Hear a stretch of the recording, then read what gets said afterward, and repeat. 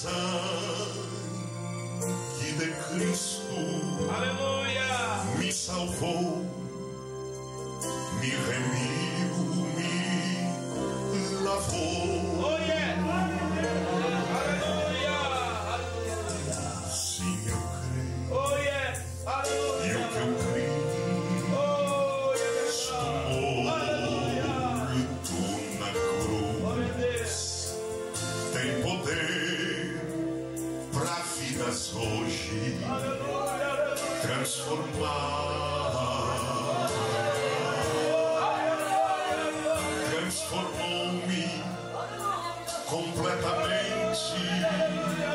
Vida nova tenho eu, pelo sangue que Ele verteu por mim.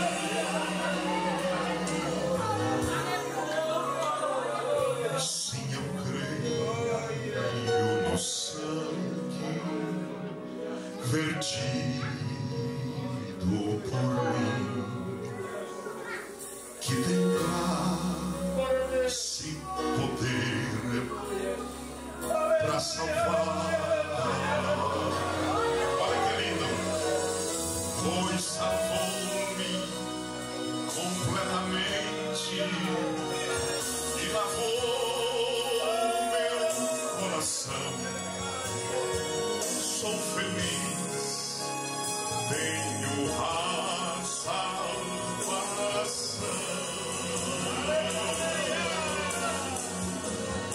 Oh, eu creio no Monte Calvário. Sim, eu creio na mensagem da cruz.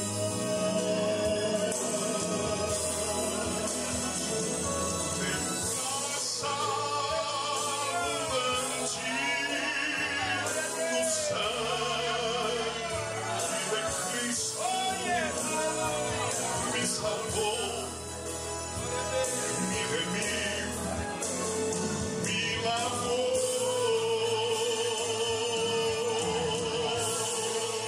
Aleluia, aleluia. Glória ao Senhor. Meus irmãos, esta é a maior mensagem da Bíblia, a mensagem da cruz. Vamos na palavra do Senhor ao nosso texto áureo. João capítulo 4, aleluia, versículos 23 e 24. João capítulo 4, versículos 23 e 24, que diz: palavras do Senhor Jesus. Mas a hora vem e já chegou, em que os verdadeiros adoradores adorarão o Pai em espírito e em verdade, pois o Pai procura tais que assim o adorem. Deus é espírito, e importa que os que o adorem em espírito e em verdade. Quantos dizem amém pela palavra do Senhor? Tome o vosso assento. Meus irmãos, nós falamos ontem introdutoriamente sobre que Deus nos criou para o louvor da sua glória.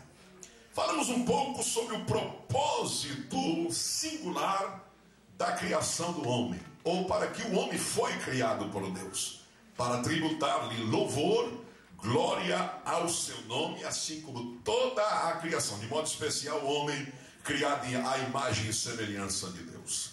Caminhando um pouco neste singelo roteiro que os irmãos têm à mão, nós queremos pensar um pouco hoje sobre a adoração, submissão, e também pensar um pouco sobre a forma mais sublime de nos comunicarmos com Deus, e que a qualidade da nossa adoração vai depender do conhecimento que nós temos do Senhor. Iniciando pelo subponto adoração é submissão, quando a Bíblia nos informa que o louvor está relacionado com o que Deus faz, seus atos poderosos através da história, o que Ele realiza nas nossas vidas. Os irmãos sabem que a sua mão potente dirige o curso da história, nada escapa do seu controle. E o nosso Deus é aquele Deus que faz maravilhas, porque a sua benignidade dura para sempre. É um Deus não inerte, não parado, não ocioso, mas um Deus sempre em movimento, porque Ele é a própria vida, e não existe vida sem movimento. E a Bíblia Sagrada nos informa que Ele, sendo Deus criador dos céus e da terra, soberano, eterno, autoexistente, porque se tem uma palavra que não pode ser inserida na realidade de Deus, é a palavra origem. Origem se aplica a todas as coisas criadas, mas não a Deus, porque Ele não tem princípio e nem tem fim. Ele é Deus eterno. Deus nunca fez aniversário, porque só faz aniversário quem um dia nasceu, quem um dia apareceu, quem um dia disse: cheguei, começo agora a minha vida. Não, Deus não faz aniversário. Deus é eterno. O grande eu sou, o eterno Yahvé, Jeová, aquele que a Bíblia diz em Hebreus 13, verso 8, o mesmo ontem, hoje e eternamente. Aquele que a Bíblia diz em Isaías 9, 6, e o seu nome será Pai da eternidade. E olha que lindo, para ser Pai da eternidade, então Ele é o gerador da eternidade. Para ser gerador da eternidade, por conseguinte, Ele tem a eternidade como filha dele. Olha que maravilha! Então Ele tem tudo e todas as coisas, o próprio tempo, a própria eternidade, na palma de sua mão. Louvado seja o seu nome santo. Então o louvor está relacionado com o que Deus faz. Agora a nossa adoração com o que Deus é. Glória a Deus! Deus eterno, imutável, glorioso. É exatamente neste ponto onde nós mais falhamos. Muitas vezes nós confundimos e entendemos de forma errônea o que é adoração. E ele diz assim, a pessoa diz assim: eu estou adorando a Deus porque eu vou ao templo, eu canto, mas o resto da semana eu não louvo mais ao Senhor, mas eu tenho aquele momento de adoração, então eu sou um adorador.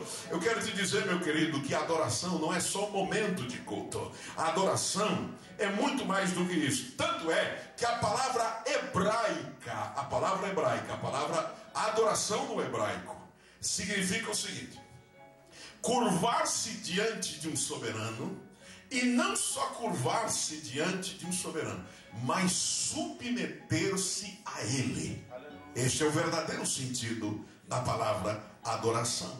Então, se eu apenas canto, mas não sirvo ao Senhor, se eu apenas entoo louvores e eu não me submeto à sua vontade, então eu não sou adorador. Mas se eu me submeto à sua vontade, eu o louvo, mas eu o sirvo, eu o louvo, mas eu o sigo, eu o louvo, mas eu lhe obedeço, e ele tem domínio absoluto sobre a minha vida, então eu sou um adorador. Quantos dizem amém? Foi por isso que Jesus disse a Satanás: só ao Senhor adorarás, e só a Ele servirás. Meus irmãos, adoração é submissão. Não temos dificuldade de aceitá-lo como Salvador, porque a pessoa abre o coração: ele é meu Salvador. E o outro diz assim: não tenho dificuldade de aceitá-lo como médico, porque muitas vezes, todas as vezes, ele tem curado as minhas enfermidades. Outro diz: estive em grande necessidade, mas o Senhor me apareceu e supriu as minhas necessidades. Então nós não temos dificuldade de aceitá-lo como provedor. Amém? Ele é bem-vindo para prover as nossas necessidades. E de dizer: ó Senhor, eu te reconheço como Redentor, como meu justificador, como o que purificou os meus pecados. Sim, Senhor, eu te louvo porque tu és um amado esposo da igreja. Tu és o leão da tribo de Judá. Tu és o príncipe da paz, maravilhoso conselheiro, Deus forte, Pai da eternidade. Não temos dificuldade de reconhecê-lo nas nossas vidas com todos esses títulos. Mas se tem uma verdade que muitas vezes confronta a nossa desobediência, confronta a nossa falta de submissão, é exatamente a dificuldade de aceitá-lo como o Senhor absoluto de todas as áreas da nossa vida. O grande problema é que nós queremos muitas vezes que Jesus seja apenas o nosso ajudante. O nosso ajudante. Aquele que nos socorre, nos ajuda. E nós não o queremos como nosso Senhor. Porque tem gente que diz assim: Senhor, me ajuda, Senhor, me socorre, me ampara, me abriga. E o Senhor sempre está pronto para socorrer, sem dúvida alguma. Mas Deus não quer ser apenas teu ajudante. Ele quer ser o teu Senhor e não teu ajudante. Meus irmãos, eu estou pensando hoje na realidade atual da igreja ao redor da terra. E é algo preocupante quando pensamos nesta verdade. Porque em muitos lugares nós podemos pensar no seguinte: o que está acontecendo em muitas igrejas. E a posição atual de nosso Senhor Jesus Cristo pode ser comparada à de um rei, porque Ele é o Rei dos reis e Senhor dos senhores. Mas pode ser comparada hoje a um rei numa monarquia limitada. Isto é, limitada pelo parlamentarismo. Como, por exemplo, acontece na Suécia, na Espanha e também na Inglaterra. Porque os ingleses se ufanam e dizem assim: nós temos um reino, nós temos um trono, nós temos um cetro, nós temos uma coroa, nós temos uma rainha. Mas neste regime parlamentarista, que é monárquico, mas de regime parlamentarista, o rei é uma figura muitas vezes decorativa. E o povo diz: nós temos um rei, nós celebramos o rei, nós amamos o nosso rei, e nós estamos orgulhosos porque temos um rei. E o rei é celebrado, o rei é festejado, o rei é lembrado no dia do seu aniversário com muita festa. Nos grandes festejos, os dias de feriados nacionais, o rei é festejado, é celebrado, toda a nação para. Quando se tem uma grande inauguração, um grande evento nacional, o rei está presente, o povo brada: temos um rei, vivas ao rei. Mas na hora das grandes decisões, não é o rei que decide, é o parlamento, é o primeiro-ministro. Então, interessante que neste tipo de regime governamental, ele reina, mas não governa. E para muitas vidas, as pessoas querem Jesus nesse regime de governo. Na minha vida, tu reinas, não é? E a gente canta aquele corinho: podes reinar, Senhor Jesus. E muitas vezes ele não está governando. Ele reina, mas não governa. Será que isso está acontecendo no teu coração, na tua vida, no teu lar, no teu dia a dia, no teu ministério? Nós dizemos, porque nas grandes celebrações, vivas ao rei, e isso acontece muitas vezes porque o inário fala dele. Nós já entramos no templo falando dele. Glória a Deus, aleluia. Glória ao seu nome santo, aleluia, glória a Deus. Mas será que muitas vezes ele não é apenas um símbolo, como um símbolo nacional? E quando nós o desobedecemos, deixamos de adorá-lo. Porque lembrai-vos, adoração significa curvar-se diante de um rei. Mas não só curvar-se, mas submeter-se a ele. Aleluia. Estar debaixo da sua completa e integral autoridade e obedecer o mesmo. E você, nas tuas decisões, Será que ele apenas reina, mas não governa? Aí você diz assim: nesta área da minha vida, o Senhor não pode se meter. Não, porque decido eu. Esta área eu tenho que resolver. Quem sabe um jovem que está aqui esta noite, um moço, uma moça, dizendo: de fato o Senhor me salvou, me remiu, me justificou, me batizou com o Espírito Santo, eu sirvo. Mas nesta história do meu namoro, do meu futuro noivado, esse assunto resolvo eu. Jesus não tem nada a ver com isso. De fato, ele tem tudo a ver. Ele quer ser o Senhor absoluto também desta área da tua vida. Talvez você diga assim: não, o Senhor me salvou, me abençoou, me remiu, me justificou, e Ele está comigo para me abençoar. Mas nesse assunto da compra desta casa eu já decidi, e eu vou comprar. Jesus sabe que eu sei. Jesus sabe que eu sei. Diga diferente, diga assim: eu não sei, Jesus sabe. Jesus sabe. Ele tem o melhor para você. Louvado seja o nome do Senhor para todos sempre. Quantos dizem amém? Amém. Meus irmãos, em Atos capítulo 15, versículo 28, tem um texto interessante que fala de submissão ao Senhor. Diz que naquela primeira convenção da igreja em Jerusalém, os apóstolos se reuniram para as grandes decisões da igreja do Senhor em Jerusalém e também o propósito missionário que se seguia. E em Atos 15, 28, eles disseram: na verdade, pareceu bem ao Espírito Santo e a nós. Então eles tomaram as decisões, mas eles disseram: esta decisão que nós tomamos pareceu bem ao Espírito Santo e a nós.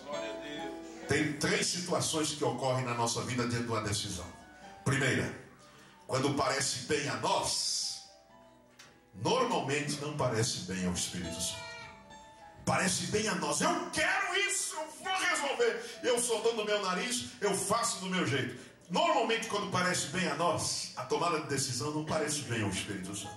Uma segunda situação: quando parece bem ao Espírito Santo, normalmente nós ficamos aborrecidos, amuados, porque nos contraria, e o Senhor está dizendo: essa é a minha boa vontade, e a gente fica se retorcendo todo, não querendo entrar no trilho, no prumo de Deus, e Deus está falando: o caminho é esse, mas é apertado, mas é o melhor, é mais seguro. Eu vou chorar, mas depois você vai cantar, porque o choro dura uma noite, mas a alegria vem pela manhã.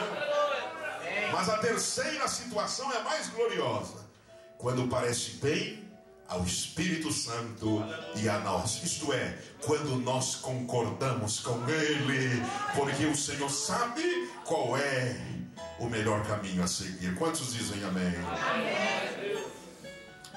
O querido pastor David Wilkerson, que é pastor da Times Square em Nova York, aquela grande igreja, ele que fundou o Desafio Jovem, ele que ganhou Nick Cruz e sua gangue para Cristo.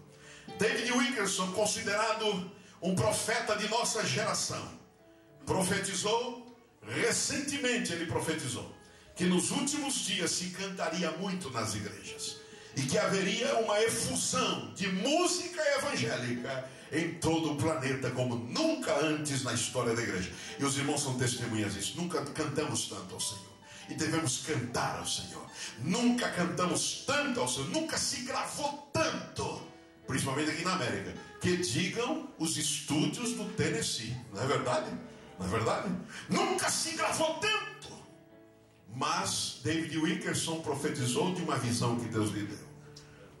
Se cantaria nos últimos dias muito a um Deus que muitos não serviriam.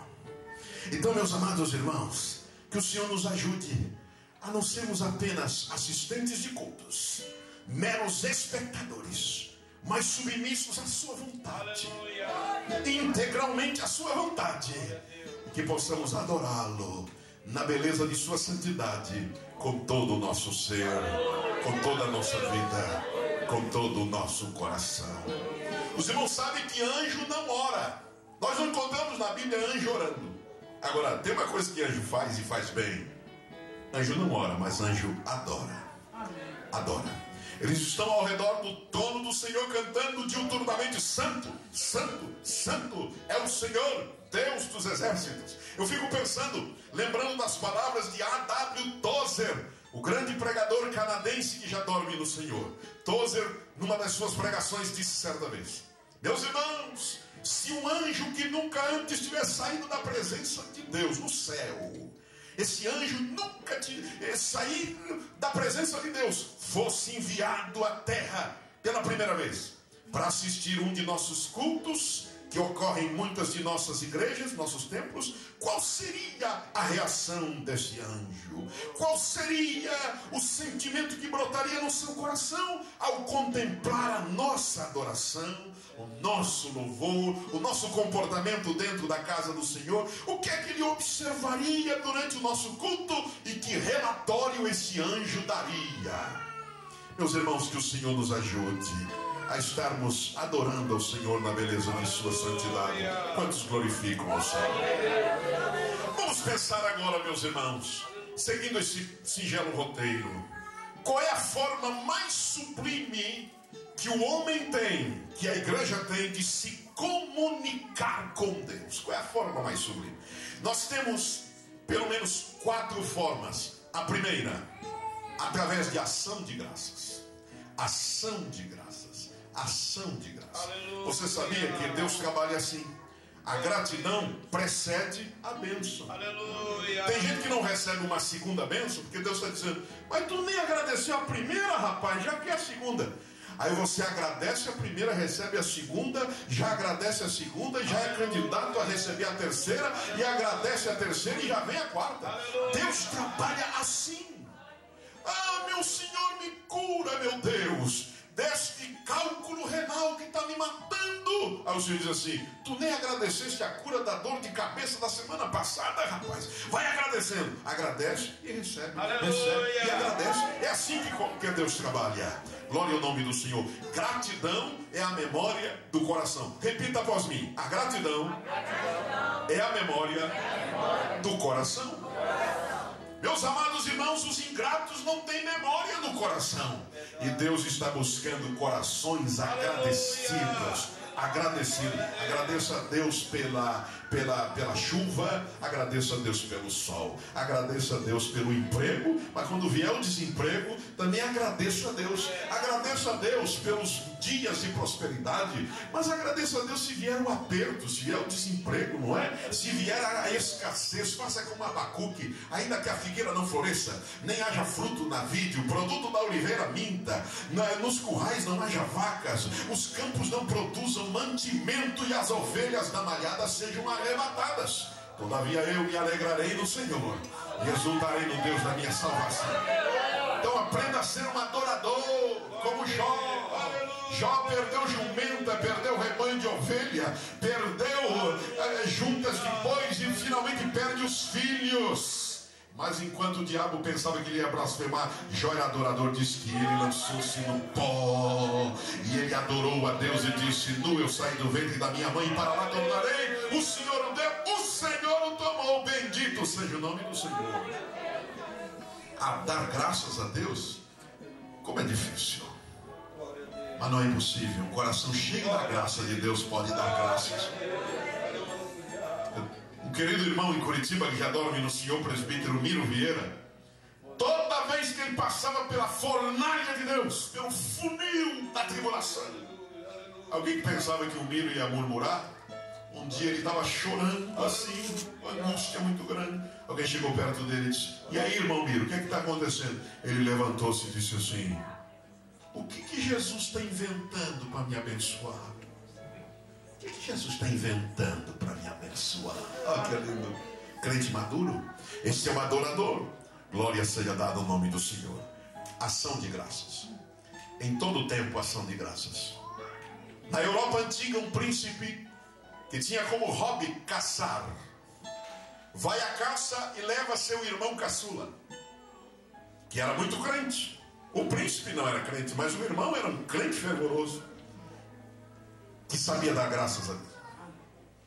E no momento em que estava mirando a caça para atirar, o tiro sai pela culatra e lhe decepa um dos dedos, corta o dedo, fere o dedo, ele perde um dedo, e o sangue corre aos borbotões.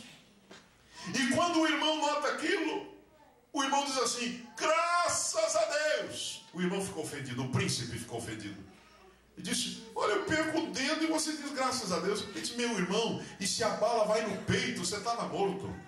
Eu só posso dar graças a Deus. Mas o irmão, que não entendia, colocou ele na prisão. Quando voltaram para o reino, colocou ele no calabouço. Já se viu falar uma coisa dessa para mim? Perdi o dedo, dá graças a Deus. E os dias vão passando e o irmão está lá no calabouço. Esse príncipe era muito ruim. O irmão no calabouço. Um mês depois, ele promove uma viagem para a África. Ele vai para um safari. Ele vai caçar o cabelo. O camarada gostava de caçar, tinha uma gana de caçar, aquela coisa tremenda. E foi à África para caçar. E o irmão lá no calabouço. E entraram na selva africana. E são apanhados, ele e a equipe dele, por uma tribo de canibais. E os canibais pegam todos, e o príncipe também. E vão matando um após o outro. Vai todo mundo para o espeto, para o caldeirão, não escapa um. Mas quando chegam no príncipe, eles examinavam primeiro, e segundo a religião daquela tribo, daqueles canibais, eles tinham que, ao notar que está faltando um dedo no príncipe, põe do lado, esse não dá. Está fora, né? Está fora, está com defeito de fábrica. Não pode. E ele embrenhou-se na mata e escapou com vida. Agora o resto morreu todo mundo. Ele voltou lá para a sua corte. E foi lá no calabouço tirar o irmão. E contou-lhe a história. E quando o príncipe contou a história para o irmão disse: graças a Deus. Graças a Deus. E eu vou dar mais um graças a Deus. Aí o irmão disse: mas rapaz, graças a Deus. Ele disse: graças a Deus, sim. Graças a Deus. Graças a Deus. Sabe por quê? Eu estou dando graças a Deus por você. E graças a Deus por mim. Porque se você não tivesse me colocado preso aqui, eu tinha ido com você. Eu estava morto essa hora. Então, graças a Deus. Glória a Deus. Levante a tua mão e glorifica ao Senhor. Aleluia. Aleluia. Aleluia. A segunda forma de se comunicar com Deus é através da petição. Jesus fala de 3 palavras-chave na vida de oração: pedi, buscai e batei. E na verdade esta é a forma de se comunicar com Deus que nós mais gostamos, não é? A gente vem para a igreja que nem se vai ao stop shop, né? Com uma lista, como quem vai ao supermercado e chega, dobra o joelho e diz: Senhor, cheguei. Chegou para quê, meu filho? Cheguei para pedir. Salomão escreveu que a sanguessuga tem 2 filhas. O nome da primeira é Dá, a segunda é Dá também. E dá. Em decorrência disso, nós temos variados tipos de cultos. Culto da vitória, amém, glória a Deus. Culto das causas impossíveis. Culto das 7 batidas na porta da graça. Por quê? Porque nós apreciamos, não é? Nós somos ávidos para pedir. É claro, isso é inerente ao filho. O filho não pede: pai, me dá $1, 2, 3. Pai, me dá aquele brinquedo. Pai, papai, me leva no pai. Então pedir é uma coisa boa. A petição é importante. No entanto, devemos tomar cuidado em nossos cultos e nossa vida de serviço a Deus quanto ao adorar. Pois quando só se pede, se ocupa o tempo só pedindo, não se adora. Não podemos ter esta posição como um freguês de supermercado. Meus amados irmãos, lembrando que é melhor dar do que receber. Isso também se refere à nossa vida de adoração. E a gente dobra o joelho e já chega pedindo, né? Senhor, aqui é o Zé. O Zé não tem sapato, manda sapato. O Zé não tem paletó, manda um paletó. Senhor, me dá uma bicicleta. Me dá uma bicicleta, não é? Me dá um carro do ano. Me dá, Senhor, me dá. Isso é bíblico? Sim, é bíblico. Jesus disse: pedi, batei e buscai. Mas consideremos que a vida de adoração não deve ser ocupada apenas com petição. Terceira forma de comunicar-se com Deus: através da intercessão. A intercessão. Por que é preciosa? Porque você esquece de você para lembrar dos outros.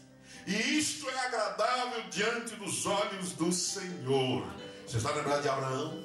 Ló estava em Sodoma e ela ia ser destruída, e ele começou a interceder diante do Senhor.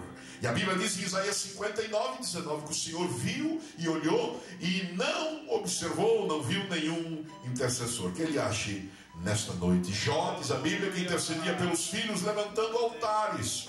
E depois, no final do seu cativeiro, Deus virou o cativeiro, sabe por quê? Porque ele intercedeu. Quer virar o teu cativeiro? Esqueça de você para lembrar dos outros. Porque tem pessoas que têm uma autocomiseração, uma autopiedade. Só eu que sofro, só eu que sou atribulado, só eu que fico desempregado, só eu que fico doente, e não tem ninguém na terra mais do que eu. Eu sofro demais, eu sofro demais.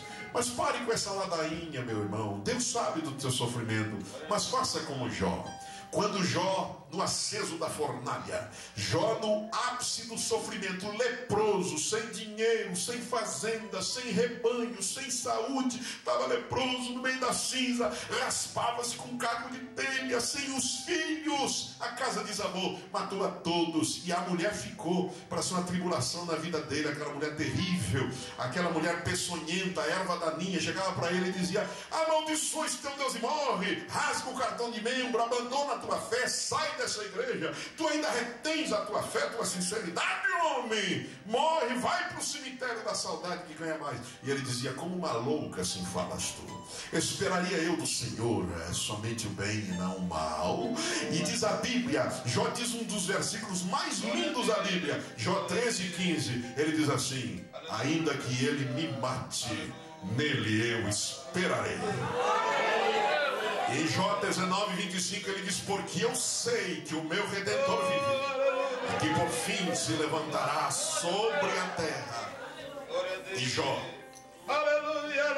o Elifaz, Bildade e Zofar vieram do Oriente e ficaram 7 dias sem dizer uma palavra quando viram o estado calamitoso de Jó.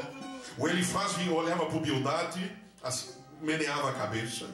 O Zofar olhava para o Elifaz, como que dizendo: que estado miserável deste homem, cadavérico, leproso, sem dinheiro, na miséria, e ainda é crente. Veja o estado dele. E o Jó por muito tempo se lamentou, disse: seja arriscado o dia do calendário, o dia que nasci, maldito o dia que nasci. Mas um dia o Senhor o toma e disse: para com isso, Jó, para de lembrar de você, eu estou olhando por você, é sofrimento, mas eu vou virar o teu cativeiro quando você fizer o seguinte, começa a interceder. Aí um dia ele reuniu o Elifaz, o Bildade e o Zofar, que não falaram bem dele. Chegaram na casa de Jó e disseram: Jó só pode estar em pecado, feito esses crentes que o irmão não pode ficar doente. Está em pecado, tem pecado aí, tem pecado aí. Não. E esses eram desse tipo, foram lá para criticar Jó, falar mal de Jó. E o Jó estava magoado com eles. Mas Jó pegou, levantou o altar e disse: Senhor, eles falaram mal de mim, mas eu vou falar bem deles. Eles me apedrejaram, mas eu vou abençoar a vida deles. Eles me azucrinaram a vida, mas eu vou derramar bálsamo no lombo deles. Maravilha, não é? Eles não falaram mal bem de mim, eu sou mau, mas eu vou bendizer Elifaz, Bildade e Zofar. E diz a Bíblia em Jó 42:10, que enquanto ele orava, ele disse: abençoa Elifaz, abençoa Zofar, abençoa Bildade. Diz a Bíblia que Deus virou o cativeiro de Jó quando ele orava pelos seus amigos. Custou-lhe aprender a lição? Demorou, mas aprendeu. E Deus lá do céu, irmãos, quando Jó aprendeu a lição, Deus, como se Deus dissesse assim: venham aqui, querubins, serafins, arcanjo, Miguel, eu quero mostrar para vocês uma cena lindíssima. Olha lá, Jó está esquecendo dele para lembrar dos outros. Jó está esquecendo dele no estado que ele está. Ele está lembrando dos outros. Sabe o que eu vou fazer? Eu vou abençoar ele. Eu vou abençoar os amigos dele. Eu vou abençoar os amigos dele. Eu vou dar tudo em dobro para Jó, porque ele esqueceu dele para lembrar dos outros. Aprenda essa lição. Levante a tua mão e glorifique o Senhor. Agora, irmãos, a forma mais sublime de se comunicar com Deus não é a ação de graças, petição, intercessão. Sem dúvida, é a adoração. a adoração. Salmo 95, verso 6 diz: vinde, adoremos e prostremo-nos, ajoelhemos diante do Senhor que nos criou. Esta é, sem dúvida, a forma mais sublime e singular de se falar com Deus. Sem adoração não há culto. Pode ser um ajuntamento, uma reunião, menos culto. Na adoração não falamos em coisas da terra. Imagine só, na petição sim. Senhor, não tenho casa, não tenho sapato, não tenho paletó. Senhor, me dá o green card, Senhor, tu sabes, esse cartão verde abençoado. Vem, manda agora. Glória a Deus. Mas quando você adora ao Senhor, você não fala em coisas da terra. Quando você adora o Senhor, você não pensa em sapato. Você já adorou o Senhor pensando numa bicicleta nova, num carro novo? Não se adora. Por quê? Porque a adoração é exatamente a forma mais sublime de se comunicar com Deus, porque você entra em um ambiente etéreo, em um sentimento celestial, numa dimensão altíssima, gloriosa. Você diz: Senhor, eu te adoro na beleza da tua santidade, eu te glorifico, Senhor, eu te glorifico. Mas a gente vem para a igreja só de olho na mala de Jesus. Por que eu estou dizendo isso? Nas viagens, hoje eu tenho um menino, um rapagão, né, vai fazer 21 anos, o Misael. Mas eu me lembro quando ele era pequeno, eu voltava de uma viagem e sempre tinha que trazer um brinquedo para ele. E ele já sabia que eu trazia. E quando eu já chegava com a mala, ele não tirava o olho da mala. O pai trouxe alguma coisa e ficava por ali. Não. E uma vez eu me lembro, eu disse: meu filho, me dá um abraço primeiro. Já está aí, está garantido, é teu, meu filho. Mas ele de olho na mala. E me abraçava, mas de olho ali na mala. Eu te abraço, mas... Irmão, tem tanta gente que vem para a igreja e fica de olho na mala de Jesus. E a mala do Senhor é gorda, é abençoada, está cheia de bênção. Tudo é teu, meu filho. Não precisa se preocupar. A mala é tua, é de Jesus, é tua. Glória a Deus. Mas olha só, Jesus está ali do lado. E adorar é isso. Jesus está dizendo assim: meu filho, dá um abraço em mim. Dá um abraço.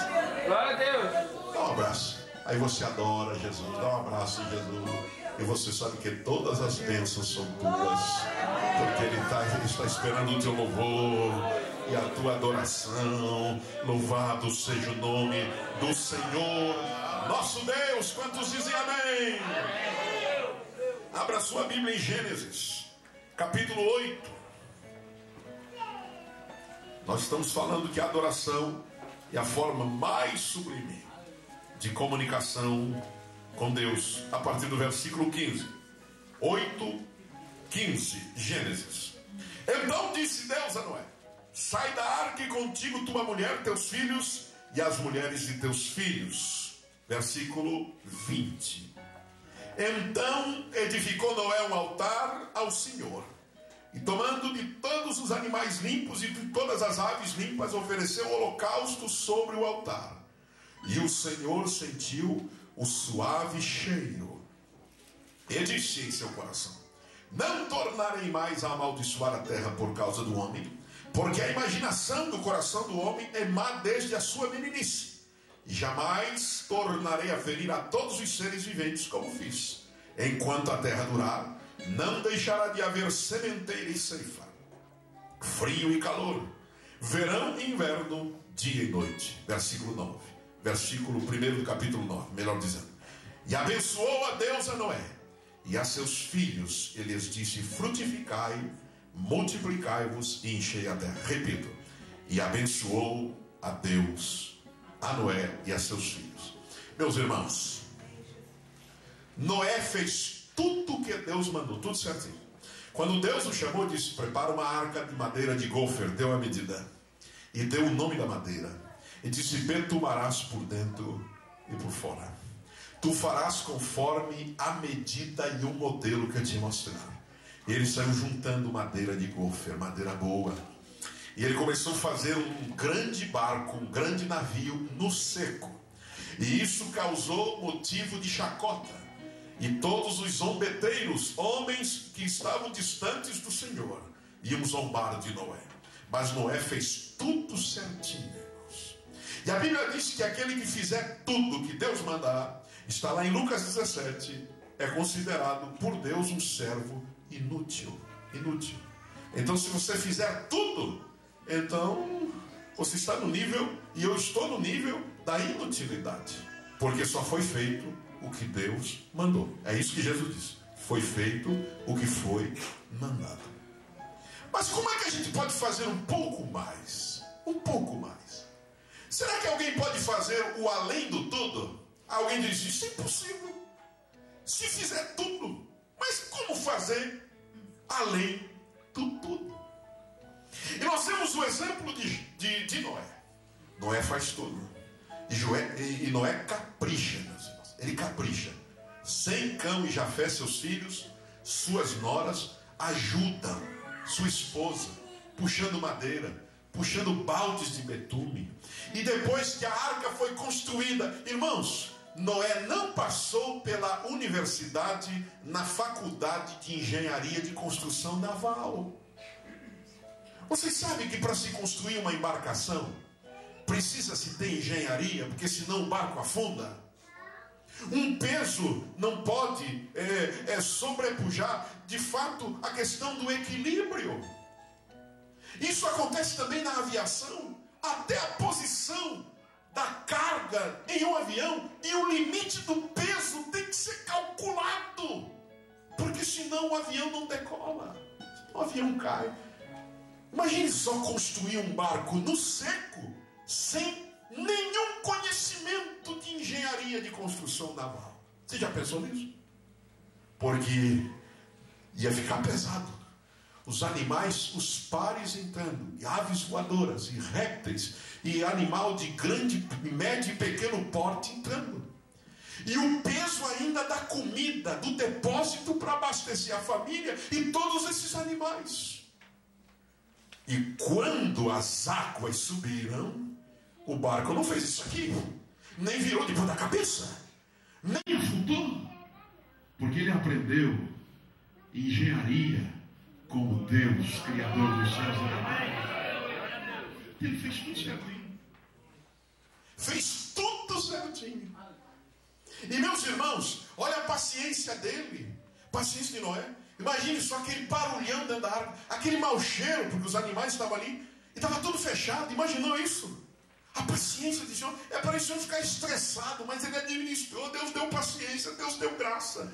Imagine só a araponga fazendo aquele barulho tremendo, o papagaio gritando, e o macaco fazendo estripulia, e bagunça, e tal, e ele administrando, e ele cuidando, e ele zelando. Não era para esse homem receber um diploma de honra ao mérito, de obediência a Deus? No coração dele, ele pensa, Deus vai fazer um mimo para mim. Não é possível. Quando as águas minguarem e a porta da arca se abrir, mas vai ter um tapete vermelho para mim. Vai ter, porque todo mundo morreu. Eu vou começar agora a história da humanidade. É eu e minha família, tudo de novo. Eu fiz tudo certinho. Eu não desobedeci a Deus. Eu trabalhei, Deus mandou, eu fiz, eu obedeci, eu fiz. E quando abrir a porta da arca, vai ter um tapete vermelho e um coral de anjos cantando: Noé, Noé, Noé, Noé. Ou seja, assim, Noé é um bom companheiro, Noé é um bom companheiro, Noé é um... ele esperava isso, certamente. Vai se abrir a porta da arca e o meu nome vai ser honrado, vai ser aplaudido. Eu venci, eu consegui. Mas ele abre a porta da arca e não tem tapete vermelho. Mas Deus podia aparecer e me dar um abraço assim, e dizer: rapaz, você é demais! Você fez tudo direitinho, obedeceu a mim, deu certo. Você escapou com vida com a família. Eu vou começar a história da humanidade com você. Mas ele abre a porta da arca e tem um silêncio. Parece que Deus está longe. Mas eu fiz tudo certinho. E Deus está como que parado. Para ele, Deus está distante. Os animais saem. Mas eu fiz tudo. Mas de repente ele lembra de uma coisa: eu posso fazer além do tudo. Eu posso fazer, eu já fiz tudo. Mas eu posso fazer mais que tudo. Porque quando eu faço tudo, irmão, que Deus mandou, eu não toco o coração de Deus, eu não mexo assim no coração de Deus.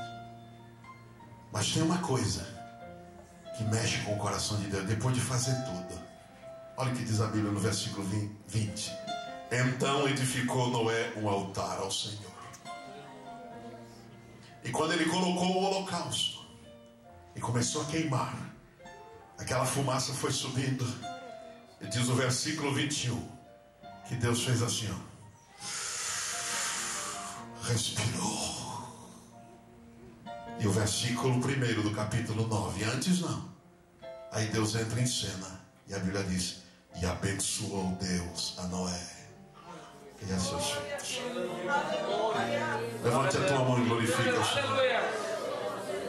Oh, meu querido, o que faz a diferença no nosso serviço a Deus é se você adora ao Senhor. Ai, Senhor, eu fiz tudo, fui um bom secretário, tesoureiro, diácono, pastor, superintendente da escola, exímio, professor, musicista de primeira, sonoplasta, nota 10, eu fiz tudo. Aí Deus está dizendo: você não fez nada, faltou adoração, faltou o altar.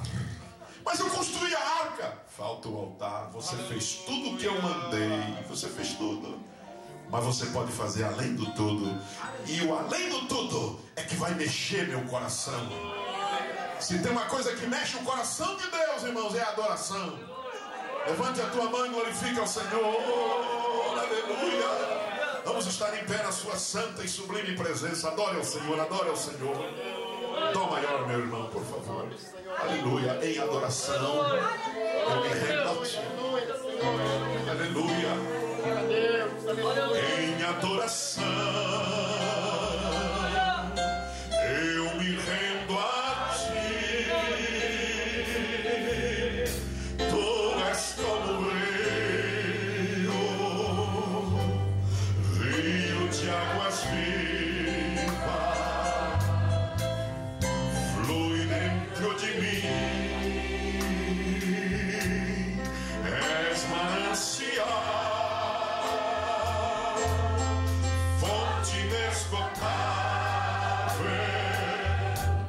traz vida ao coração, como o rei Davi, como o rei Davi. Aleluia. Eu quero te louvar, minha alma canta a ti, Senhor, em adoração.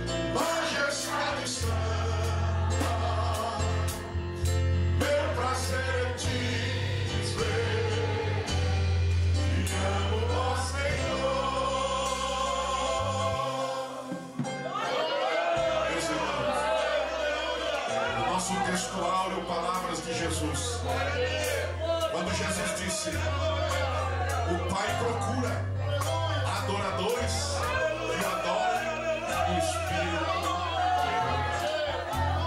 Considerai esta expressão.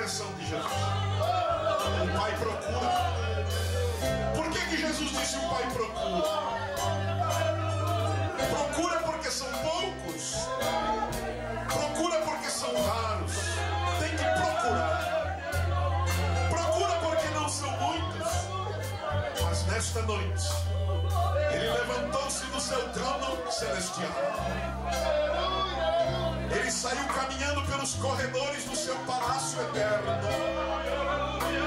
sabendo deste culto em Milford nesta noite. E o Pai Celestial, o grande Rei, Ele foi até o parapeito da eternidade, e Ele está dizendo: eu procuro, eu estou procurando. Jesus disse: o Pai procura, Ele ainda procura. E Ele curvou-se sobre o planeta Terra e olhou para os Estados Unidos da América. E neste estado Ele achou Milford. O seu olhar está na Main Street. Aleluia! E Ele está olhando para nós agora, e há um sorriso na sua face. Ele está dizendo: achei, eu encontrei.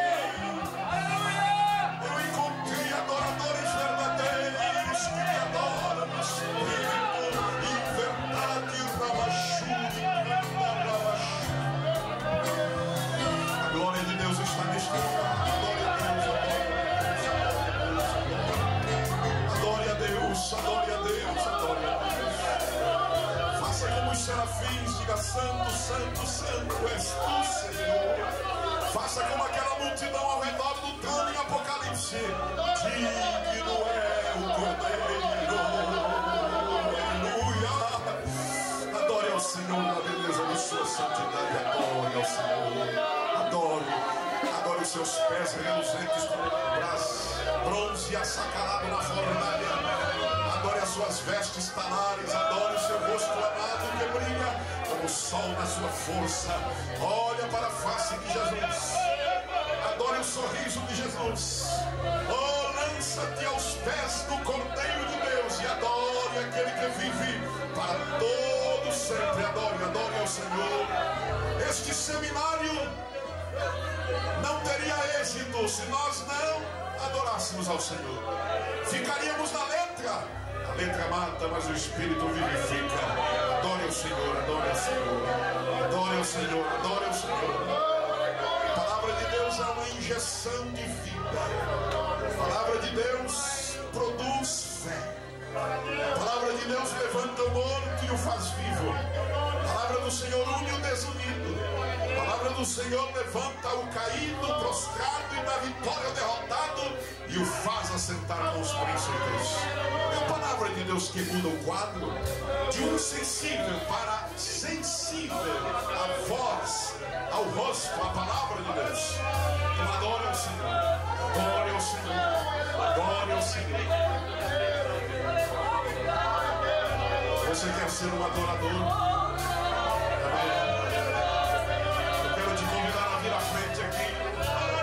Você vai sair do lugar dizendo: Senhor, tu falaste comigo.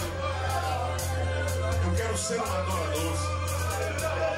Eu quero te adorar na beleza da tua santidade. Venha dizendo: não vale a pena viver se não for um adorador. Eu quero adorar. Eu quero adorar ao Senhor, a majestade santa, como cantamos. O Rei dos Reis, e adorá-lo na beleza da sua formosura, sua santidade. Prostremos-nos diante daquele que fez o mar, o céu, a terra, a lua, as galáxias sem fim. Aquele que está sentado sobre o globo da terra, cujos moradores são para ele como gafanhotos. Este Deus que a Bíblia diz, o Salmo 24, o Senhor é a terra e a sua plenitude, e os mundos todos que existem. Tudo subsiste por ele, para ele, por ele, nada do que foi feito se fez. Ele é Deus, ele é Deus, ele é Deus, ele é Deus. Ele está dizendo: a minha glória não darei a outra, nem o meu louvor à imagem de escultura. Ele é Deus, ele é Deus.